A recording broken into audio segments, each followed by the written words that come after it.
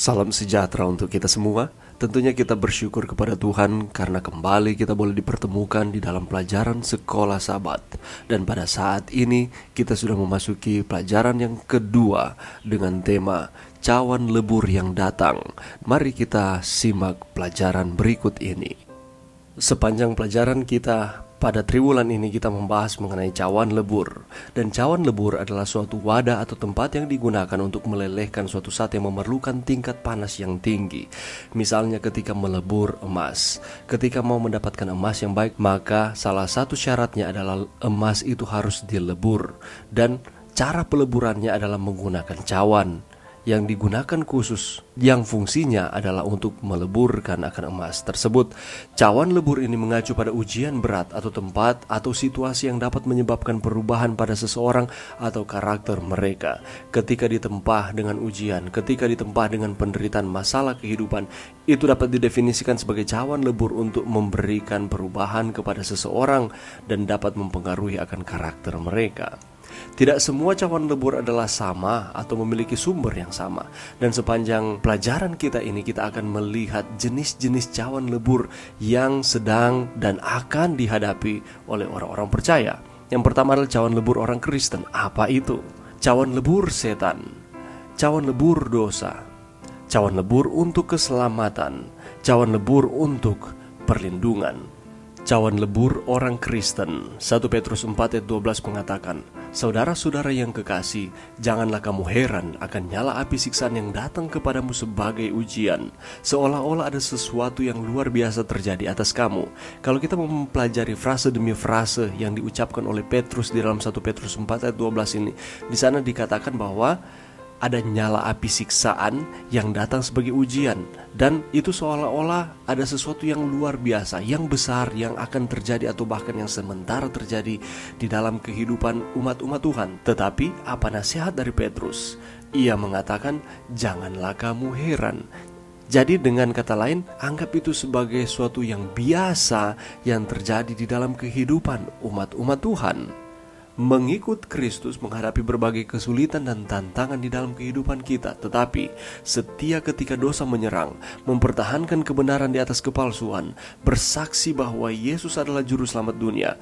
Ketika kita melakukan hal-hal ini, musuh mungkin mencoba menyakiti kita untuk membungkam kesaksian kita. Tetapi ingat, ada Tuhan. Dan Tuhan tidak akan pernah membiarkan kita.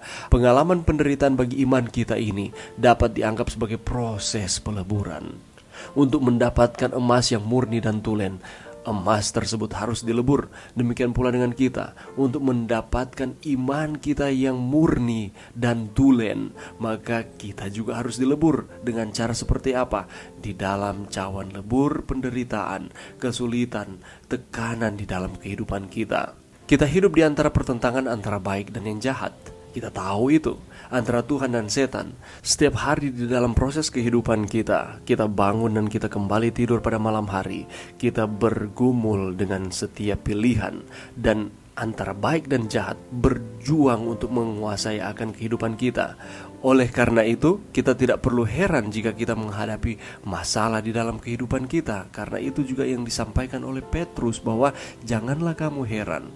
Dan kita harus bersyukur dan berterima kasih oleh karena apabila kita ada di dalam Tuhan, maka Tuhan tidak akan pernah meninggalkan kita. Ketika kita secara terbuka berdiri di sisi Tuhan, maka Tuhan akan terus menuntun akan langkah kehidupan kita.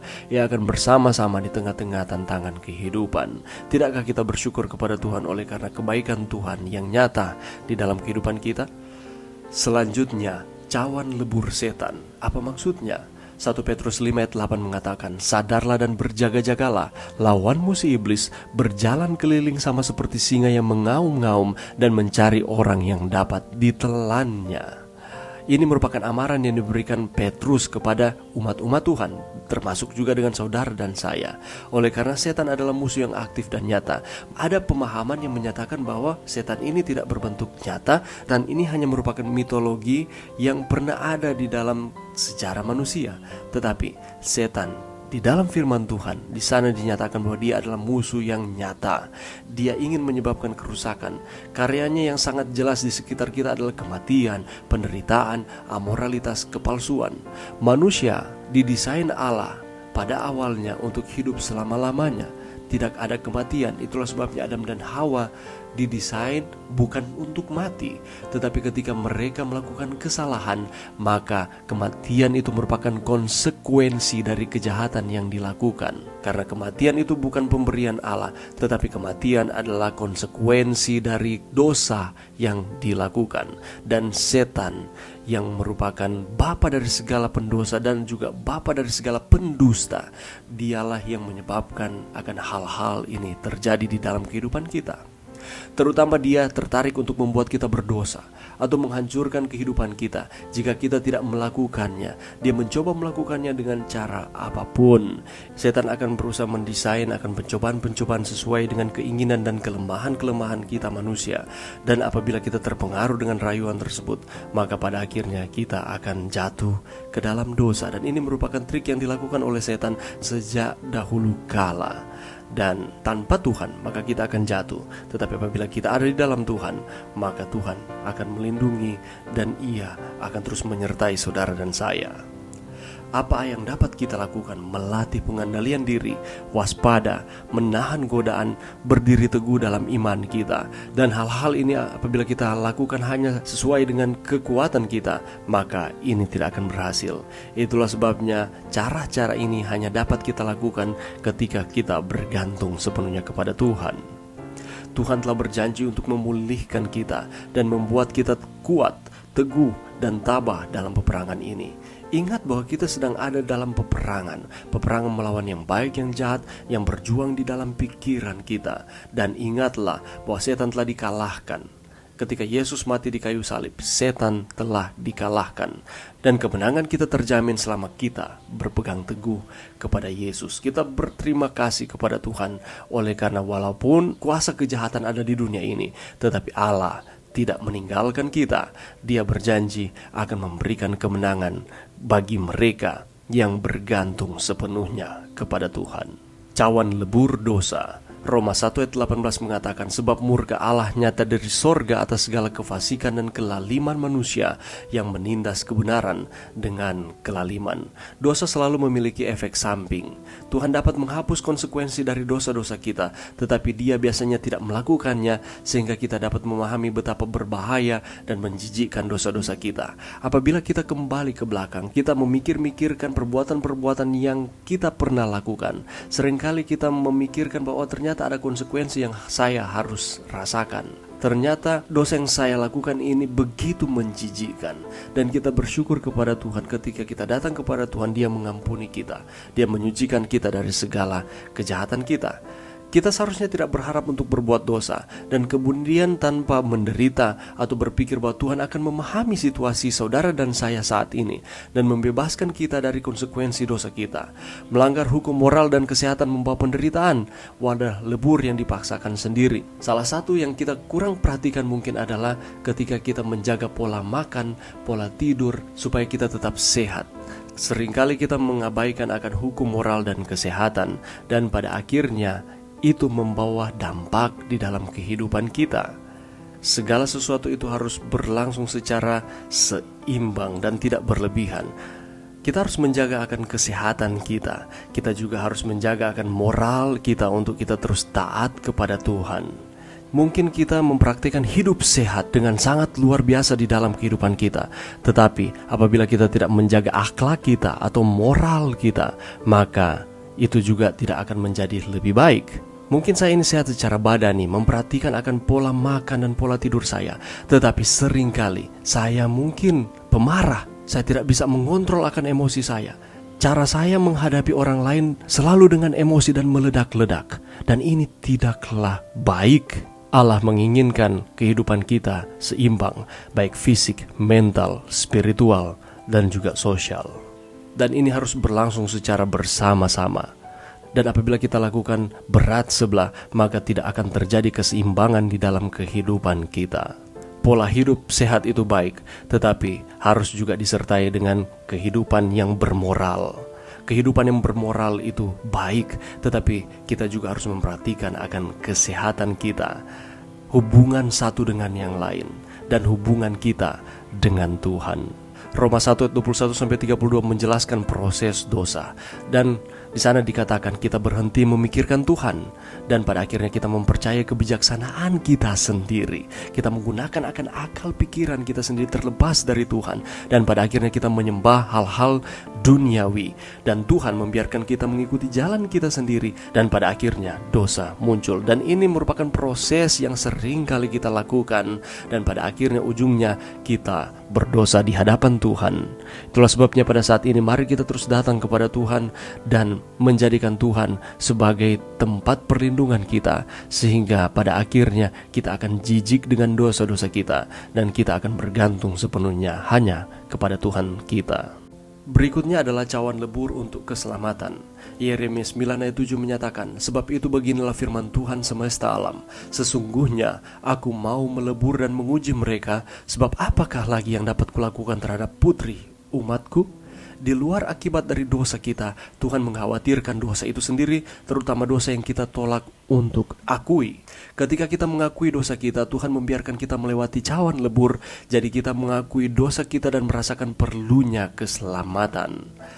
Cawan lebur dimulai ketika Tuhan membuat kita memusatkan perhatian kita pada dosa kita, atau terkadang dengan cara yang menyakitkan. Lalu kita merasakan sakit yang dalam karena kita sadar akan dosa kita, dan pada akhirnya prosesnya menjadi lebih berat karena kita harus memutuskan untuk berhenti dari dosa yang kita pelihara. Tetapi semuanya ini adalah untuk kebaikan kita. Allah menginginkan supaya kita menjauhi akan setiap dosa dan berpaling kembali kepada Tuhan. Allah membenci dosa, tetapi mengasihi orang berdosa. Dan seringkali cawan lebur, penderitaan, konsekuensi harus kita hadapi oleh karena akibat dari dosa kita itu sendiri. Tetapi itu terjadi, dan lewat peristiwa-peristiwa menyakitkan di dalam kehidupan kita, Allah merindukan supaya kita kembali kepada Tuhan. Dan ketika kita kembali kepada Tuhan, Tuhan tidak akan menolak kita. Tuhan akan terus menjadikan kita sebagai anak-anaknya. Allah sangat mengasihi saudara dan saya. Dan cawan lebur untuk perlindungan. 2 Korintus 12 ayat 7 menyatakan, "Dan supaya aku jangan meninggikan diri karena penyataan-penyataan yang luar biasa itu, maka aku diberi suatu duri di dalam dagingku, yaitu seorang utusan iblis untuk menggocoh aku, supaya aku jangan meninggikan diri." Di sana dikatakan bahwa ada duri di dalam dagingku, dalam daging Paulus. Apa maksudnya?